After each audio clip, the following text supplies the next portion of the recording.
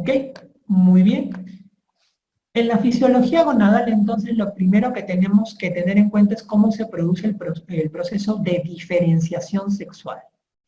Entonces, ustedes tienen que tener en cuenta aquí que todos partimos siempre con una gónada indiferenciada. ¿Y qué es lo que va a definir que un feto tenga o esta gónada indiferenciada se transforme en ovario o testículo? Son los cromosomas. Entonces, vean ustedes aquí que está marcado, porque es algo que ha sido preguntado también en exámenes anteriores. Si nosotros tenemos que los cromosomas sexuales de este embrión son XX, entonces la gónada indiferenciada se va a transformar en ovario. Pero si tenemos un XY, se va a transformar a testículo. Entonces, lo que me define qué gónada va a tener el embrión va a ser los cromosomas sexuales. Acuérdense bien eso. Cuando yo estoy hablando acerca de los conductos internos, me refiero a los órganos internos, a trompas, útero, ovarios, la parte proximal de la vagina en el caso de la mujer, la próstata, la vesícula seminal en el caso del hombre, quien me va a definir esto van a ser dos hormonas, vean ustedes, testosterona local y la hormona antimülleriana.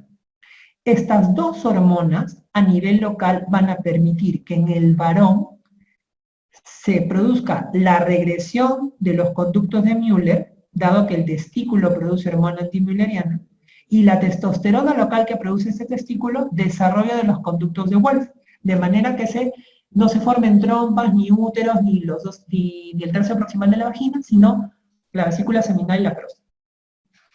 En el cambio, en la mujer, al no tener andrógenos locales, no haber testosterona local y no haber hormona antimülleriana, se favorece el desarrollo de los conductos de Müller y la regresión de los conductos de Wolff, de tal manera que se producen el útero, las trompas y el tercio proximal de la vagina. Y cuando ustedes quieren referirse al aspecto exterior, básicamente a los genitales externos, eso quiere decir pene, escroto en el varón y labios mayores, labios menores, clítoris en la mujer, ¿qué cosa va a influenciar en cuanto a la virilización de los genitales externos? Los andrógenos sistémicos, básicamente la dihidrotestosterona, que es el andrógeno más potente. La dihidrotestosterona va a permitir que haya masculinización de los genitales externos. Y al no haber andrógenos, en la mujer, el feto, vamos a tener feminización, ¿no? Es por eso que ustedes, en patologías, por ejemplo, poniendo los dos extremos, la patología que hablábamos hace un ratito, hiperplasia adrenal congénita, es una paciente que tiene alteraciones en los defectos enzimáticos en la formación de hormonas adrenales, que hacen que se producen más andrógenos. La mujer, si tú le haces un cariotipo a este bebito que nace, este bebito puede tener un cariotipo XX, o sea, ser mujer. Pero tú le examinas al bebito que nace y tiene genitales ambiguos, parece que tuviera pene, que tuviera escroto, y no labios y clítoris como debería ser para su sexo cromosómico. ¿Y a qué se debe? Porque hay un exceso de andrógenos en esa hiperplasia adrenal congénita, en ese feto que tiene un cariotipo XX. Entonces vean ustedes que la parte exterior, la virilización exterior va a estar dada por los andrógenos a nivel sistémico. En cambio, la presencia de ovario o testículo por los cromosomas. Entonces vean la diferencia que hay en la diferenciación sexual. Ya más o menos habíamos hablado un poquito del eje gonadal, de los ejes gonadales. Vamos a hacer algo rápido en cuanto a femenino, porque yo sé que lo van a ver con más detalle en cuanto a ginecología. Habíamos dicho que el estímulo empieza con el hipotálamo, que secreta GnRH, y que dependiendo de la frecuencia de los pulsos, vamos a tener la producción de LH o de FSH, en mayor o menor medida. Entonces, nosotros lo que tenemos es que en la fase folicular vamos a tener pulsos que son mucho más rápidos en comparación con la fase lútea, ¿no? Eso favorece que inicialmente vean ustedes aquí FSH con puntitos morados y LH con una línea completa de color amarillo. En los inicios del ciclo menstrual haya mayor secreción de FSH que de LH. A la mitad del ciclo hay un pico de LH, que es el que produce la ovulación, y finalmente termina habiendo más LH que FSH, que es la fase lútea. Y eso va a estar determinado por la pulsatividad que hay en la secreción de GnRH. Si nosotros vemos aquí el ciclo, vamos a tener fase folicular, que es la primera parte del ciclo, la primera mitad. En el día 14 tendríamos la ovulación, y luego tenemos la segunda mitad que vendría a ser la fase lútea, ¿no? En la primera fase, en la fase folicular, como ya les había comentado, aquí tenemos FSH en verde, LH en azul. ¿Qué va a permitir la FSH? La FSH va a permitir, ustedes ven aquí, que las células de la granulosa, receptor para FSH, una hormona de tipo proteico, por tanto receptor en membrana, segundo mensajero AMP cíclico, ¿qué hace? Estimula la conversión de andrógenos a estrógenos, al activar a la aromatasa. Entonces, la FSH en la primera mitad del ciclo lo que hace es que la célula de la granulosa, como me preguntaba María, convierta los andrógenos en estrógenos. ¿Y qué cosa hace la LH en la primera mitad del ciclo? También les había comentado. La LH en la primera mitad del ciclo hace que las células de la TK produzcan la LH, hormona glucoproteica, se une al receptor de membrana, segundo mensajero, formación de andrógenos. Entonces, en la primera mitad del ciclo, la LH activa la TK para que se formen andrógenos, y esos andrógenos son utilizados por las células de la granulosa, quien gracias al estímulo de la FSH activa la aromatasa y permite que esos andrógenos se transformen en estrógenos. Empieza a avanzar el ciclo y miren que los estrógenos empiezan a aumentar, aumentar, aumentar. Si ustedes le hacen una ecografía a la mujer en la primera parte, la mujer empieza con varios folículos. Y el folículo que tiene más receptores para FSH es el que empieza a tener mayor dominancia, es el folículo dominante. Este folículo dominante empieza a secretar gran cantidad de estrógeno, y la gran cantidad de estrógeno va a ir hacia la hipófisis a estimular la secreción de LH. Y este es el único momento en donde hay un feedback positivo en endocrino, donde un incremento de la secreción de estrógeno por el folículo dominante produce el pico de LH y se produce la ovulación. Una vez que se ha producido la ovulación, lo que sucede es que hay una disminución tanto de LH como de FSH, pero la LH pasa a tener la función de permitir que haya la formación del cuerpo lúteo y la secreción de la progesterona.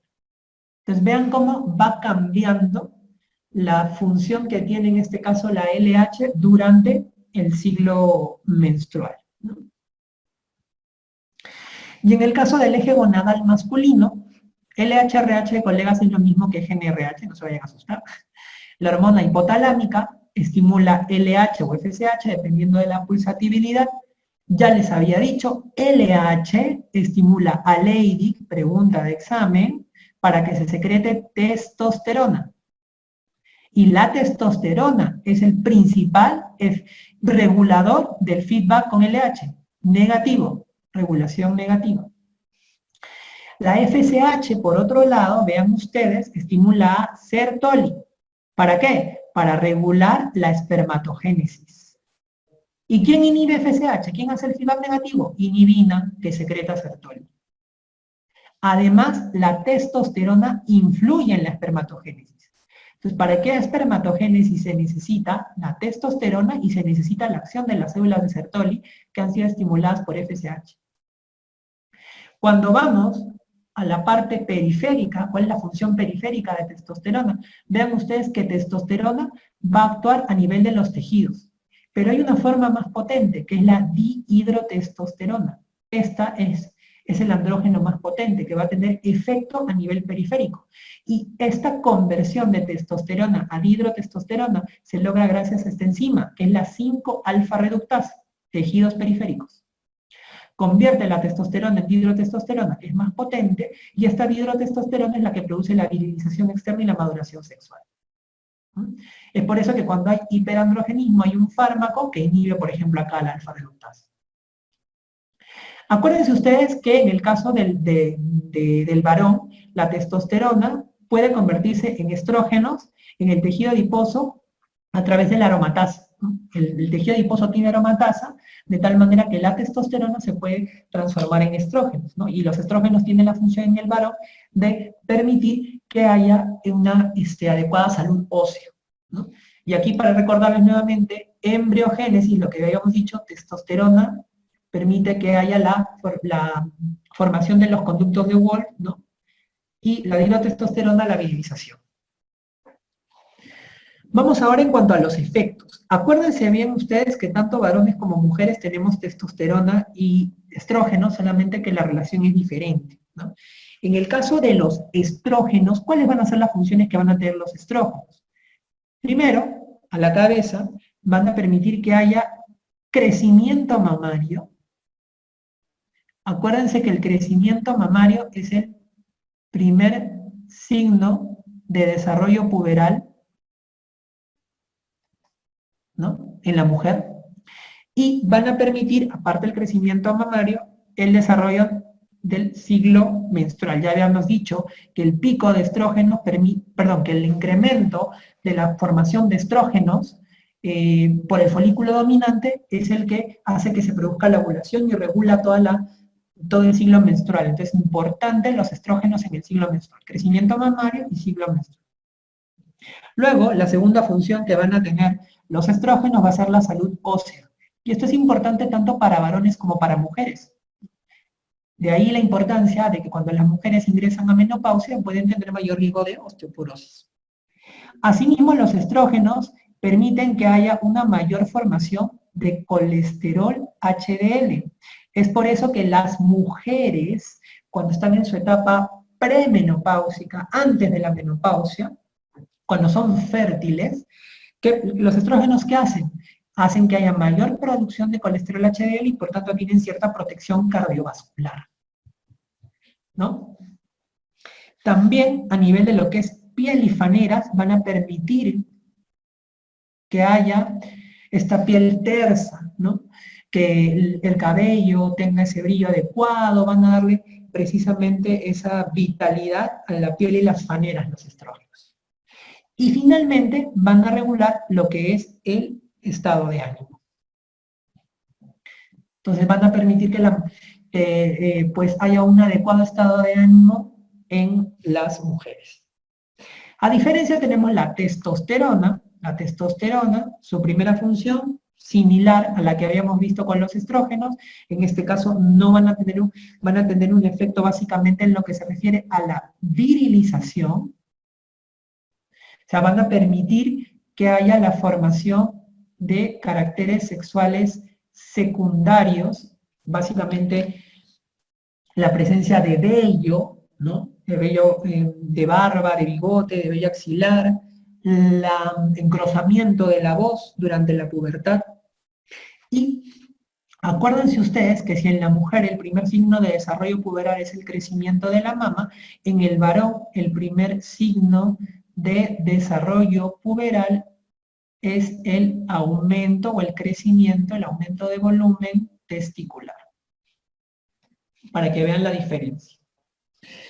También la testosterona, si en la mujer los estrógenos regulan el ciclo menstrual, en el varón la testosterona, regula la espermatogénesis.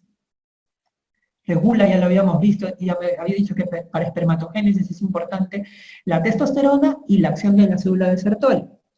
Además, tanto en hombres como mujeres, si los estrógenos en hombres y mujeres permitían que haya una salud ósea adecuada, la testosterona en hombres y mujeres permiten que haya una adecuada libido. Además, van a permitir el desarrollo de la masa muscular, de ahí que muchas de estas personas que se dedican al mundo fitness, al fisicoculturismo, que a veces tienden a usar andrógenos o anabólicos para poder aumentar la masa muscular por el efecto que tiene sobre los receptores de testosterona, y también actúa sobre la glándula sebácea, permitiendo que haya mayor producción de sebo, mayor producción de grasa, ¿no? Es por eso que si comparamos estrógeno, que tiene un efecto sobre la piel y las maneras, las mujeres suelen tener con menor preponderancia una piel grasa y riesgo de acné en comparación con los varones, ¿no? Eso no quiere decir que no vayan a tener, pueden tener, pero es mucho más frecuente que la testosterona en los varones, donde hay valores mucho más altos, tiendan a ser pieles grasas y con tendencia al acné. Hasta ahí hemos terminado fisiología gonadal. No sé si alguien tiene alguna pregunta en gonadal para avanzar con páncreas.